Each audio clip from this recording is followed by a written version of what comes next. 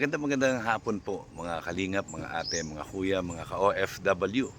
Yan.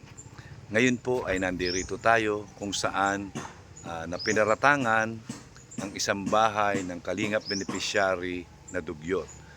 So, ngayon po ay matutunghayan ninyo at ating i-explain kung bakit naging ganito ang itsura nito at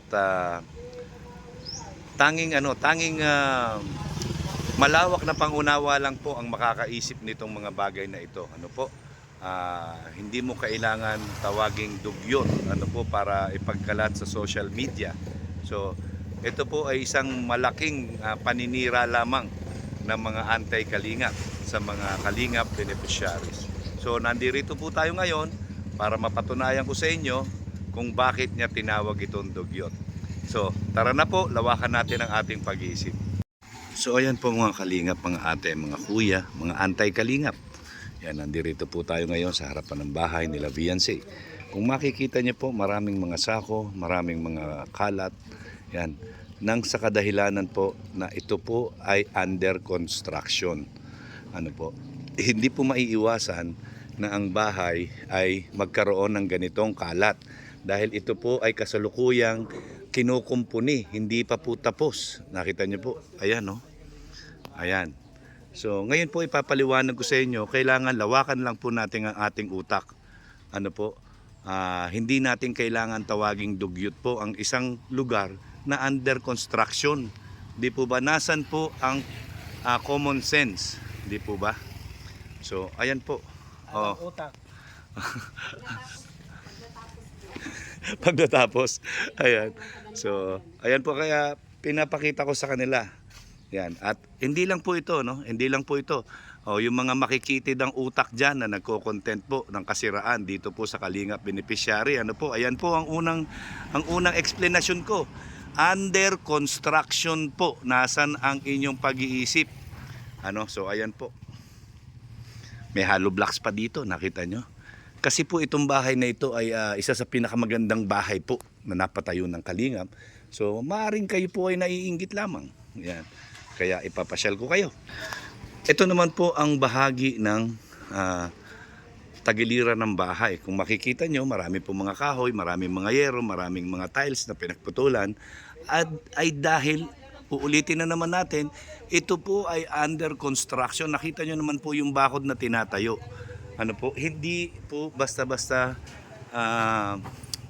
bakod lang ito, kundi pulido po ang pagkakagawa nito.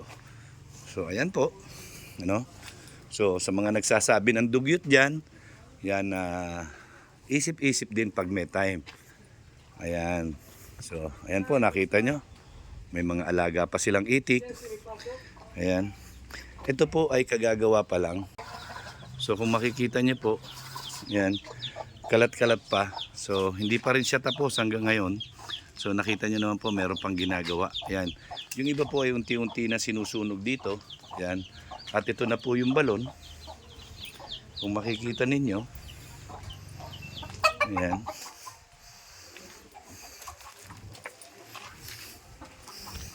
So, ayan na po yung balon. Grabe ang lalim. Meron na po siya naka-install na PPR. Ayan. Kung hindi nyo alam yung PPR, ito po ay isa sa pinakamatibay na tubo na PVC na ginagamit sa kasalukuyan. Ano po? Tapos dito po maglalagay ng motor para kumuha ng tubig doon sa balon. At pagka naman po brown out, pwede naman pong gumamit ng lubid. Ayan, meron naman pong pulley. So ayan po, sa mga nagsasabi na dugyot daw po, ay grabe. Yan.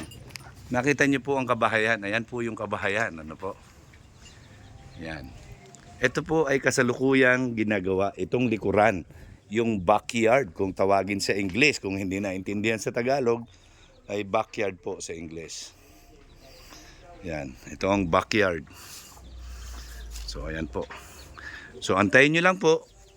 Yan. Pagka na-accomplish na po ito, yan, malalaman ninyo o makikita ninyo kung gaano po kalinis at kaganda itong itong likuran na ito, itong backyard na ito. Di po ba? So mga kalingap, mga ate, mga kuya, ito na po, nakita nyo po yan. Ito po yung pinagagawang tindahan kay Beyonce. Nakita nyo po, tindahan pa lang is roll-up door na po ang tawag dyan. Roll-up door yan, naka full tiles po yan sa loob, full tiles. Ayan, hanggang dito sa labas, nakita nyo, decorative tiles pa yan. At ito na po yung itsurang labas. Oh. Ito po ba yung sinasabi nyong dugyot? Na ganyan po ba ang dugyot sa inyo? Yan. Ito po ay hindi pa tapos, kaya may mga kalat pa po dyan. Kung may makikita kayo mga kahoy, hindi pa po yan tapos. So, hintay-hintayin lang po natin. Oh, tingnan niyo po ang kabahayan. Yan po ba ang dugyot sa inyo? Antayin niyo pong matapos at saka kayo mamintas. Ano po? Yan. At saka niyo pintasan. So, sa mga antay-kalingap, ayan, napilit na sinisira ang Team Kalingap. Ano po?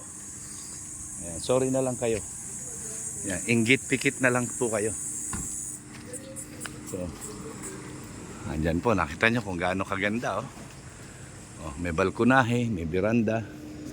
Diba? So, sa mga masugid na maninira ng Kalingap beneficiary, lalong-lalo na kay Beyonce, ito po ay isang pinakamalaking sampal sa inyo. Ayan. Salamat po sa lahat. So ayan po mga Kalingap. Ito po ang loob ng tindahan na ginagawa para kay Beyonce. Naka-roll up door. Nakita niyo po ang ceiling na naka PVC panel po yan. Ano po? PVC panel. Yan, naka magandang pintura. Ano po? Yan, naka-tiles. At syempre marami pa rin kasi hindi pa sila tapos. Nakita nyo yan? Ang isang bahay po o isang gusali na under construction ay hindi po yan makikitaan ng grabe ang linis. Ano po? Pero sa mata ng mga maninira, dugyot na po ito sa kanila. So, nakita nyo po. Ayan, no? Sino kasama nila? May kasama sila o wala naman? Maganda po ang pagkakagawa. Tinhan pa lang po ito. Ayan. Sorry na lang sa mga naninira kay Beyonce. Ano po?